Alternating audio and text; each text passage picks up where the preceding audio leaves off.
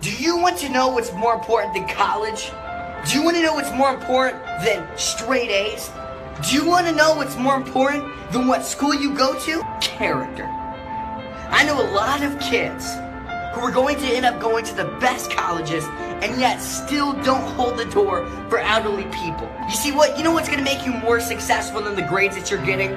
Your honesty, your work ethic, your integrity. That's what matters more than school. You see, I know a lot of adults who went to the best colleges, who had the best grades in high school, who were even valedictorians, and today they're struggling to make money, struggling to find a job, struggling to support their family, and struggling to be happy. So kids, yes, focus on getting straight A's, but you know what's more important than an A in science? An A in life, and an A in your character.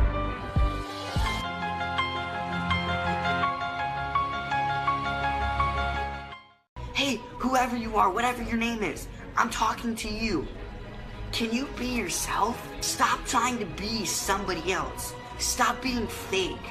Stop trying to live up to what your mother wants you to do. Do what you want to do. Is that so bad? Getting what you want when you want it? Is that really selfish? Because I know the opposite is there's people committing suicide because they're not doing what they want when they want to do it. Be yourself. Like, so many people are trying to be a lion. There's so many goldfishes trying to be a lion. But the fact of the matter is, you put a lion in water for more than 5 minutes, they're gonna die. You put a goldfish underwater for 5 minutes, he's cool. You know why? Because he's doing what he is meant to do. So why are you trying to be a lion when you can be the best goldfish out there? Why are you trying to climb a tree when you're a goldfish? Why are you trying to swim underwater when you're a lion? Be you. Be yourself. Positivity is like a muscle.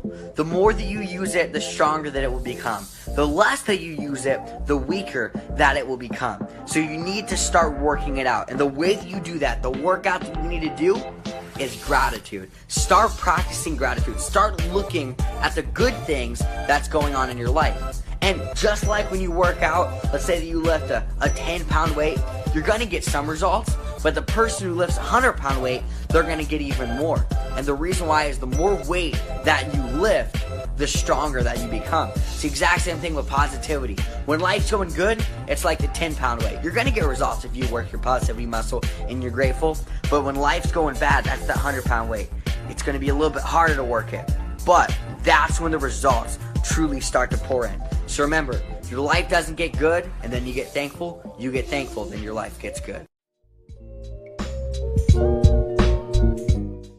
Everyone wants to be motivated, and they go to a song. Well, like, what's that song doing for you? It may pump you up, may get you a little bit excited, but at the end of the day, the definition of motivation is the reason for doing something. I get messages of people saying stuff like, because of you, I'm starting this business, or I'm writing this book. I have messages from people who say, Caleb, because of you, I didn't commit suicide. And I was going to, I find your video. So for me, I almost feel like it's selfish for me not to want to put in the work, for me not to want to take action. And on those days where I do feel, God, it's 5 a.m., I'd stay up till 1 a.m. because I had to, get this video done for my customers. I don't feel like it today. I think to myself, man, what if this video that I'm about to shoot, what if there's one person who their life would be completely changed because of it? And I sat there and said, man, I'm not motivated today, so let me sleep in and not take it.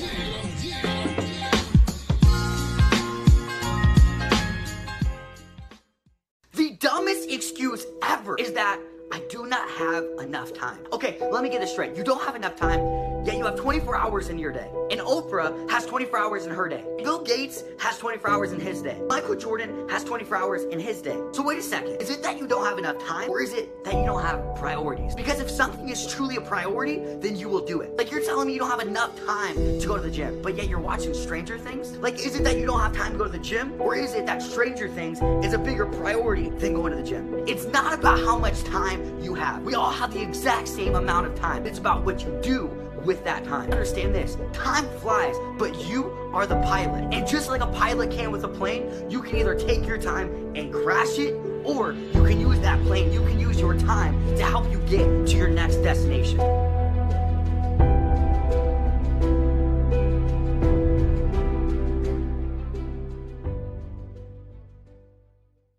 Truly successful. And here's what true success is. It's to progress every single day, physically, financially, relationally, and spiritually. See, a lot of people think success is just one of the four. They think it's financially. They think it's just money. But that's not the truth, because you can have all the money in the world, but if you're not healthy, then what's the point? You can be extremely healthy and look great, but if you're broke, then you're not gonna have freedom. You can have both, but if you don't have good relationships with your kids and with your spouse, then you're gonna be unhappy. And if you're not connected spiritually, then you can have everything and you're never gonna feel fulfilled. So look at those four things: physical, financial, relational, and spiritual, and make those a practice that every single day you're gonna progress somehow. Like physically, you're gonna work out every day. Financially, you're gonna, be studying success and making sales calls so that you're progressing. Relationally, you're hanging out with your family. You're not just working. And spiritually, you're meditating, you're being grateful. Follow those four things. That's true success. No matter who you are, no matter where you're from, no matter what you've been through, excuses don't excuse you. When you make an excuse, you are just giving away your power. Like making up the reason that you're not wealthy because of where you grew up doesn't change the fact that you're not wealthy. It just guarantees that you will never become wealthy. 99% of people watching this video, your life was not as hard as Oprah's. Like Oprah was abused. She was neglected by her parents. She was raped. She birthed a kid at 14 years old. She grew up in poverty, yet now she has won countless amounts of awards. She's made billions of dollars. She's impacted millions of people. And you know why that is? Because she did not make excuses, but instead she made a way. Because understand this, if your success truly mattered to you, if your health truly mattered to you, if your future, if your family, if any of that truly mattered to you, then you would find a way. But if that stuff doesn't matter, then you'll just find an excuse.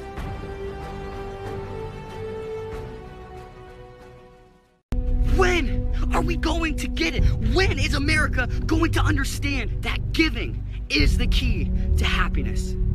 You see, everyone's chasing money. They're chasing fame. They're chasing accolades and accomplishments and success. And that's great. Go for it. I want you to have aspirations. But at the same time, understand, if that is all that you are chasing, then you will always feel empty. I've met millionaires. I've met billionaires. And you know what the only difference between a happy millionaire and a miserable millionaire is? The happy millionaire's goal is giving. So what I want to tell you, make your goal giving. Put your impact in front of your income, and then your income will increase. Like, I understand, you may be going through some stuff in your life. You may be in a dark time. It may feel like nothing is going good.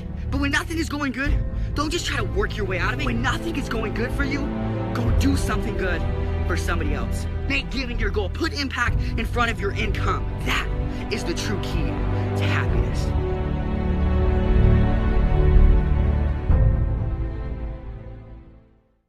It seems like everyone is complaining nowadays. You flip on Facebook, someone's gonna be complaining about the government. You talk to this person, they're gonna be complaining that the reason they're not successful is because of their parents. But guys, the bottom line is, not a single one of you, not me, not anybody, has the right to complain. Someone right now is taking their last breath. That person would give anything to have the freedom and be sitting here watching this video right now. Like, you think that they're complaining? No, they're wishing that they could go back to their life and not complain. Is it gonna take dying for some of you guys to actually start living? I'm gonna break this down for you. Let's just say only 10,000 people watch this video. Statistically, 20 of you will die within the next 6 months. And I know that's brutal to think, but at the same time, it's the truth. Realize that you have an end date. So please, make today the start date of positivity. Make today the start date of gratitude. Make today the start date of you never complaining again.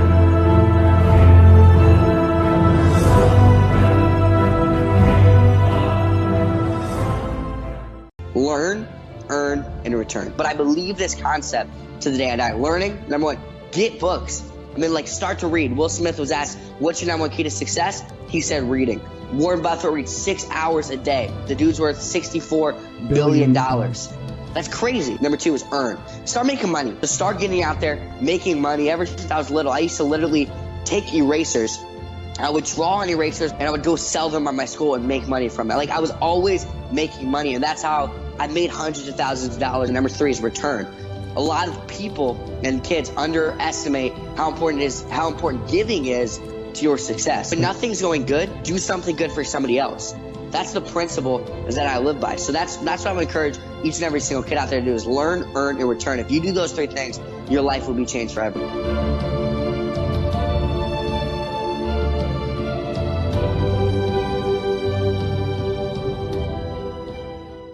stop trying to prove people wrong and just start trying to prove yourself right. Like, that's it for me. Everyone's trying to prove their critics wrong. I'm trying to prove my fans right. You know, everyone's like, oh, they said this, you know, about this. That didn't really fuel me as much as it was like, you know, I wanted to make my dad proud because he believed in me. I wanted to make that person who said, dude, you're going to be big. I wanted to prove him right. I wanted to prove myself right because I know my worth. I know what I can do.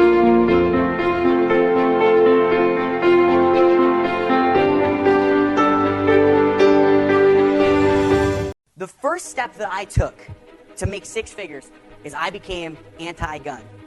And then you guys are like, what? You know, how does that make you money? But guys, I live by this quote. The gun that kills the most people is the gun up. So many people say, I'm gonna write a book, or I'm gonna start a business, or I'm gonna lose weight, or I'm gonna spend time with my family. And they say that they're going to, but they never actually do. And they end up killing their dreams with this gun called gunna. And I've seen so many people end up on their deathbed. They're on their deathbed and they're sitting there with a life of regrets because they kept saying, one day I will. And this is how I made 6 figures by 14. There's 7 days in a week. Someday isn't one of them. We all have $1 million ideas. We all have an idea of how we can make this money. But the problem is, we're putting in minimum wage execution. If you have $1 million idea, you have to put in the $1 million work.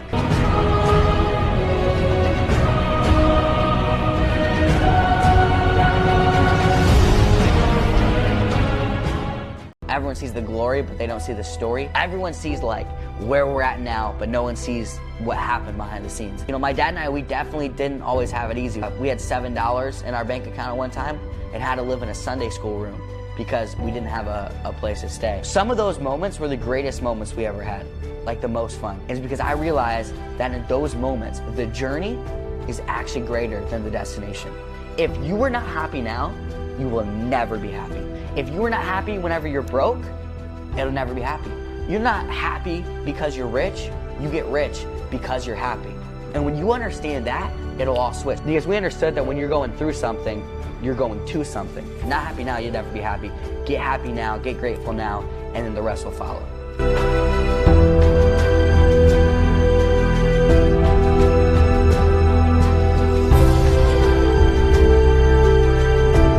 6 or 7 years old, I was extremely shy. I had no confidence. The key for me was just acting confident.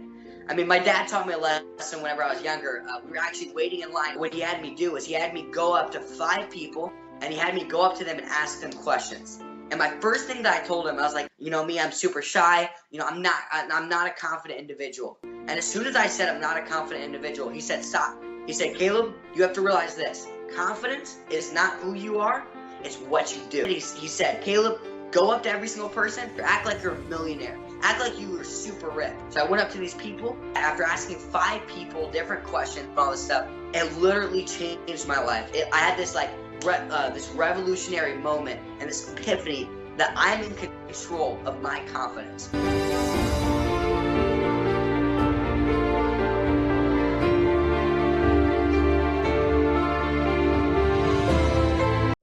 A real reason why criticism doesn't hurt much for me is because criticism only hurts whenever you feel like it's true. So I was doing a Facebook Live a while back and someone commented and was like, you buy all of your followers. You know why that didn't hurt me 1 ounce? Like I literally was like, dude, you're funny, man. You know why it didn't hurt me? Because I've never bought a single follower. So a lot of times what I'd say is, if you really hurt with criticism, don't deal with the criticism, deal with those hidden insecurities that you have. Like, you cannot tell Warren Buffett, you're broke, and he's gonna start crying. Like he knows, Jordan, you suck at you basketball, can't tell you Michael know? Jordan you suck at basketball. You can't tell someone with a 6-pack you're overweight, like, and they're gonna start crying. They're gonna be like, look down, man. Like, you know, when you get results, it speaks for itself.